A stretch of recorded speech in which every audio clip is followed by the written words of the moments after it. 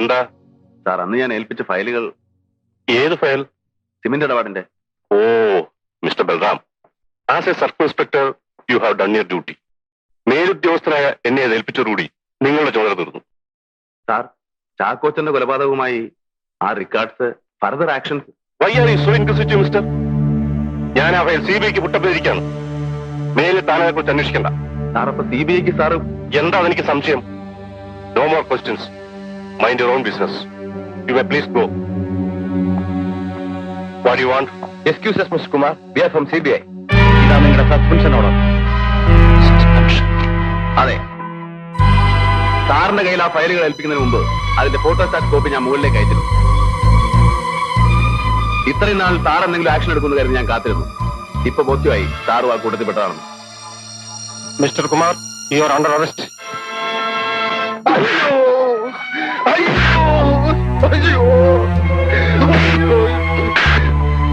ഇനിയല്ലേ ഉപദ്രവിക്കല്ലേ സാറ്? എവിടാണ് നിന്റെ കൂട്ടുകാരൻ ചന്ദ്രാജി? ചന്ദ്രാജി ഡൽഹിക്ക് പോയി. അയ്യോ,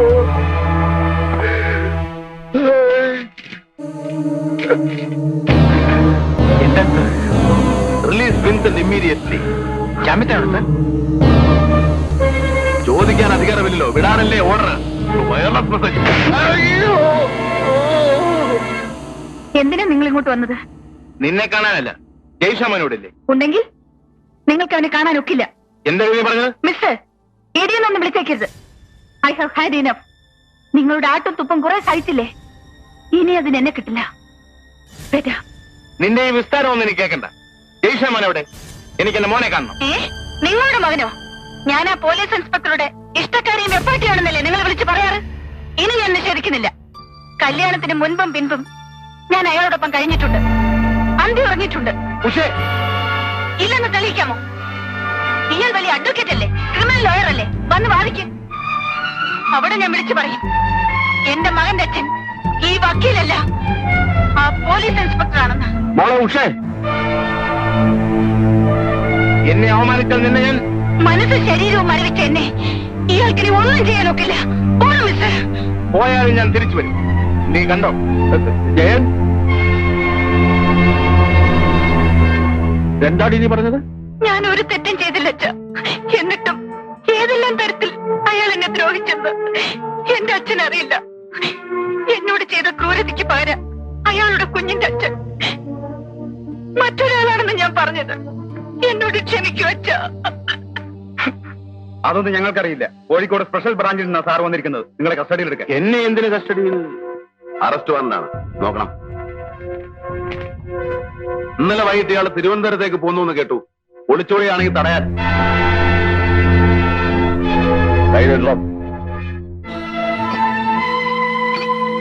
ബാലു, എന്താ ഇത്? മകളുടെ ഭർത്താവിനെ അറസ്റ്റ് ചെയ്യാം, കൊലപാതകമടക്കം മറ്റു പല കേസുകൾക്കുമായി.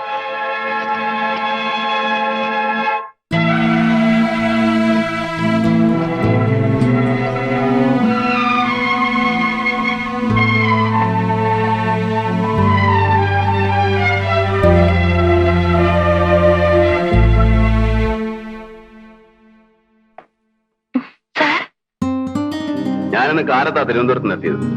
ഇവിടേക്ക് വിളിച്ചപ്പോ നീ ഏതോ ഡോക്ടറെ കാണാൻ പോയിരിക്കാന്ന് എന്റെ അനിയത്തി പറഞ്ഞു. നിനക്ക് എന്താ അസുഖം? ഓ, സാധാരണ സ്ത്രീകൾക്കുണ്ടാകുന്ന അസുഖം.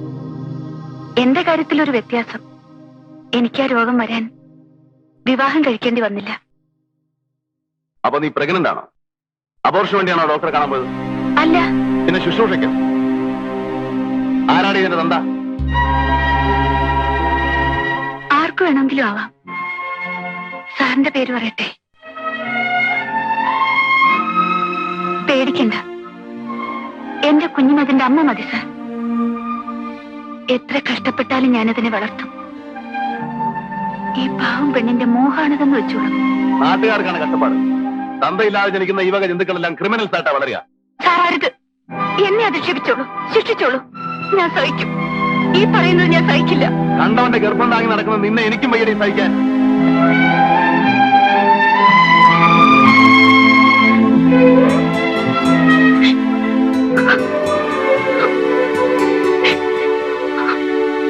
തിരുവനന്തപുരത്ത് നിന്ന് കാലത്ത് എത്തുകൊണ്ട് നേരെ പോയത് ആ വീട്ടിലേക്കല്ലേ?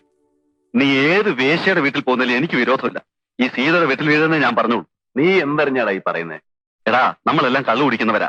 അതിന് മാത്ത കഴുത്തിൽ കെട്ടി നടക്കണോ? നിന്റെ ഈ ചൊറിഞ്ഞ വർത്തമാനം നിർത്ത്. നീ ഉദ്ദേശിക്കുന്ന തരത്തിലുള്ള ഒരു പുല്ലും എനിക്ക് അവളോടില്ല. കഴിഞ്ഞ 6 മാസമായി ഞാൻ പലരെ കൊണ്ട് വിളിപ്പിച്ചു നിന്റെ സീതയെ. എനിക്ക് വേണ്ടിയല്ല, സത്യമറിയാൻ. എന്നിട്ട് അവൾ വന്നില്ല. ആ തൊഴിൽ നിർത്തിയെന്ന്. ആരാണ് ഇതിന്റെ നന്ദ? ആർക്ക് വേണമെങ്കിലും ആവാം. സാറിന്റെ പേര് പറയട്ടെ. ഉള്ളതാണോ നീ പറയുന്നത്? വാശി കൂടിയപ്പോൾ 1000 വരെ അവളുടെ മുന്നിൽ വെച്ച് കൊടുത്തിട്ടും അവൾക്ക് വേണ്ടെന്ന്.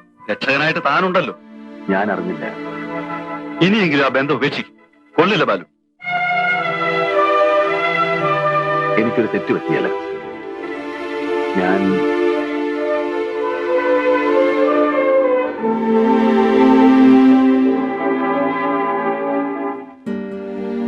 എന്താ ഇത്? മുമ്പ് നീ ആവശ്യപ്പെട്ടതാണ് സാരി.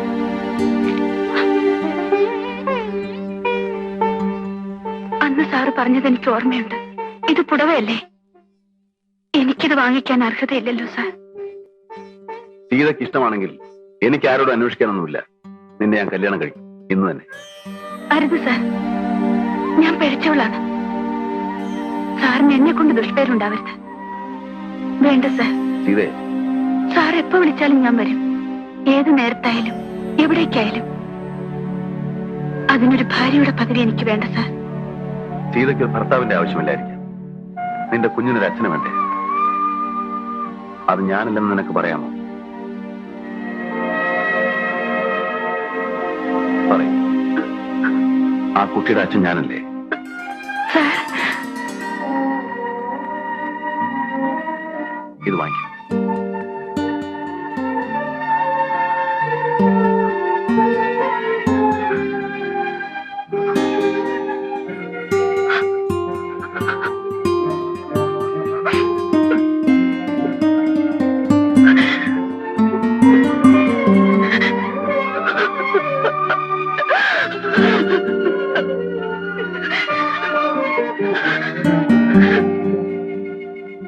ജ്യോതി, എനിക്ക് എന്റെ ചേച്ചി ഒന്ന് കാണും. ബെന്നിക്ക് ഏതാ ചേച്ചി? ഉണ്ണികൃഷ്ണന്റെ ചേച്ചി, എന്റെ രാധ ചേച്ചി. നീ ഇല്ലത്ത് പോയി പറയണം. പറയാം.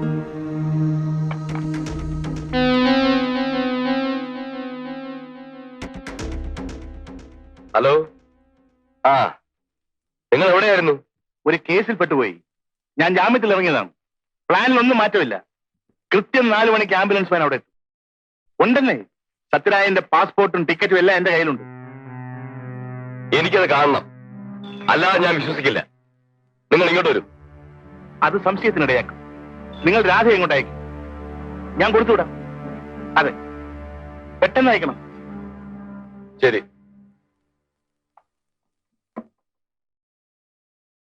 മംഗലാപുരത്തുള്ള എന്റെ കൂട്ടുകാരൻ വിളിച്ചിരുന്നു.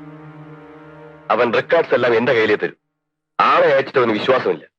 എനിക്ക് ഇന്ന് തന്നെ അവനെ കാണാൻ പോകണം. ഇവിടെ നിന്ന് എങ്ങനെ പോകും? പറയാം. നിങ്ങളുടെ അമ്മയെ ആശുപത്രി കൊണ്ടുപോകുന്ന പോലെ ഇവിടെ ഒന്നൊരു ആംബുലൻസിൽ എന്നെ കൊണ്ടുപോകണം.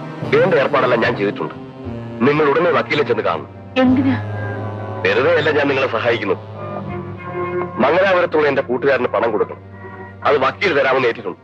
നിങ്ങൾ വേഗം പോയി അത് വാങ്ങിച്ചോണ്ട് വരും.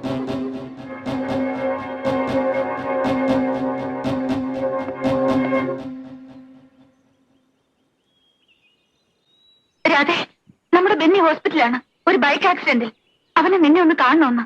ഇപ്പോഴാണോ തോന്നിയത്? ഉണ്ണി പോയ പിന്നെ ഇതേവരെ അവനിങ്ങോട്ട് കടന്നില്ലല്ലോ. എന്താണ് അവിടെ നടന്നെന്നറിയാൻ ഒരു നോക്ക് കണ്ടു ചോദിക്കാൻ ആശിച്ചോളാം ഞാൻ. ഇനി എനിക്ക് അവനെ കാണണ്ട. ചേച്ചി അങ്ങനെ പറയരുത്. വരൂ. കൂട്ടം കൂടി നടന്ന അവൻ കാരണമാണ് എന്റെ ഉണ്ണി പോയത്. ഞാൻ വരില്ല. നിന്റെ വേദന എനിക്കറിയാൻ രാധേ. എന്നാൽ ഇപ്പോൾ മരണം കാത്തു കിടക്കുന്ന ഒരു കുട്ടിയോട് ഇനിയും വിരോധം വച്ചിരുന്നിട്ട് കാര്യമില്ലല്ലോ. അത്ര അധികമാണോ ബെന്നിക്ക്? അത് ചേച്ചി, ചിലപ്പോ. വരൂ രാധേ. എവിടെയാണവൻ?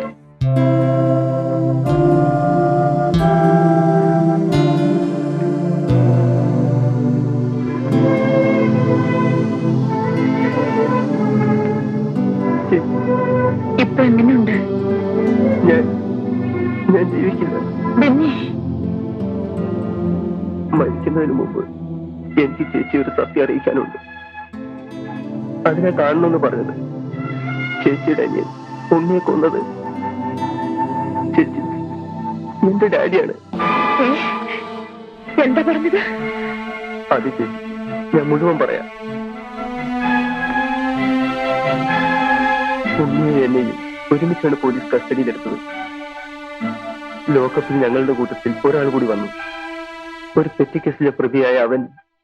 ഇയാള് ഭാഗ്യവാനാണ്. വിൻസെന്റ് മുതലാളി പണക്കാരനായതുകൊണ്ട് രക്ഷപ്പെട്ടു. ഇല്ലെങ്കിൽ ജാമ്യം പോലും കിട്ടില്ല. കുഞ്ഞിന്റെ കാര്യമാണ് കഷ്ടം. ഇപ്പൊ കിട്ടിയ അടിയും തൊഴിയൊന്നും കാര്യമല്ല. പോലീസ് ശരിക്കും ചോദ്യം ചെയ്യാൻ തുടങ്ങിയാൽ സഹിക്കില്ല. നഖത്തിനിടയിൽ സൂചി കുത്തും. പിന്നെ മൂത്രക്കുഴലിൽ വരെ ഇറുക്കിൽ കയറ്റും. മതി, വെറുതെ അവനെ പേടിപ്പിക്കണ്ട. പേടിക്കണ്ട. ഇതാ പോലീസിനെ തോൽപ്പിക്കാനാ ഞാനിത് കൊണ്ട് കിടക്കുന്നത്. ഇത് വാങ്ങിക്കും. എന്താ ഇത്? മയക്കുമരുന്ന് കിടന്ന ചോക്ലേറ്റാണ്. ഇത് കഴിച്ചാൽ വേദന എന്താണെന്നറിയില്ല. ഒരു ലഹരിയായിരിക്കും. 2-3 മണിക്കൂർ ശരീരം മരവിക്കും. പിന്നെ അവന്മാരുടെ പ്രഹരമൊന്നും അറിയില്ല. കഴിച്ചോളൂ. അവന്മാർ വരുന്നതിന് മുമ്പ് വേഗം.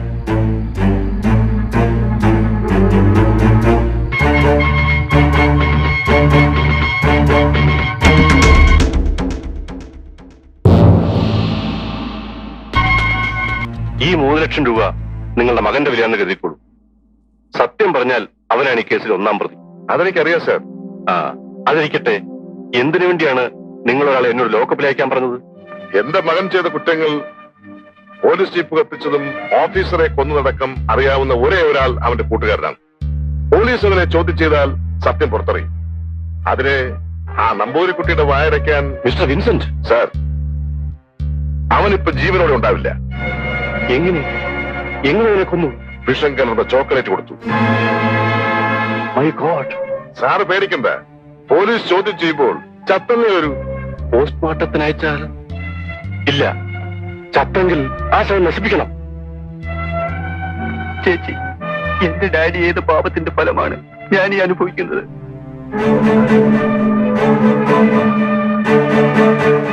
അപ്പോ എന്റെ അനിയനെ കൊന്നത് സത്യരാജാണോ? അത് ചേച്ചി, അവൻ തന്നെ, സത്യരാജ്.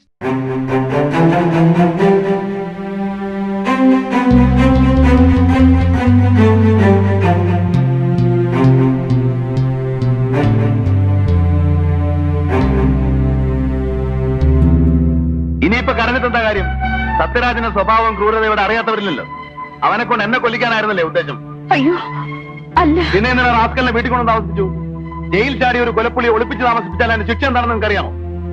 സാർ, ഇനിയും അവളെ വേദനിപ്പിക്കരുത്.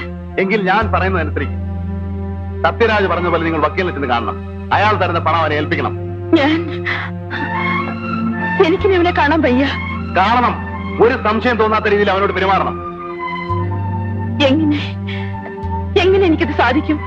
ഇല്ലെങ്കിൽ അപകടമാണ്. അവന്റെ കയ്യിൽ ആയുധമുണ്ടെന്നല്ലേ പറഞ്ഞത്? പിസ്റ്റളോ, ചെൻകണ്ണോ, ഗ്രനേഡോ എന്തൊക്കെ ഉണ്ടെന്ന് ആർക്കറിയാം? പോലീസ് നിങ്ങളുടെ വീട്ടിൽ കടന്നാൽ തീർച്ചയായും ഏറ്റുമുട്ടലുണ്ടാവും. അതിനകത്തല്ലേ നിങ്ങളുടെ വയസ്സായ അച്ഛനും അമ്മയുള്ളത്. ചിലപ്പോ അവരെ രക്ഷിക്കാൻ കഴിഞ്ഞൊന്നും വരില്ല. അതുകൊണ്ടാ പറഞ്ഞത്, അവന്റെ പ്ലാൻ പ്രകാരം ആംബുലൻസ് കയറി വരട്ടെ. ആളൊഴിഞ്ഞൊരു മൂല വെച്ച് ഞങ്ങൾ അറസ്റ്റ് ചെയ്തോളാം. അതുകൊണ്ട് നിങ്ങൾ നിങ്ങളുടെ വീട്ടിൽ പോണം, ഞങ്ങളെ സഹായിക്കാൻ. എന്താ? സീതയും കൂടെ പോണം. നീ എന്റെ ക്വാർട്ടേഴ്സ് ഇരുന്നാ മതി. അപ്പോഴപ്പോ അവിടെ നടക്കുന്ന കാര്യങ്ങൾ എന്നെ അറിയിച്ചോണ്ടിരിക്കണം. ഞാൻ ഫോൺ ചെയ്ത് അന്വേഷിച്ചോളാം.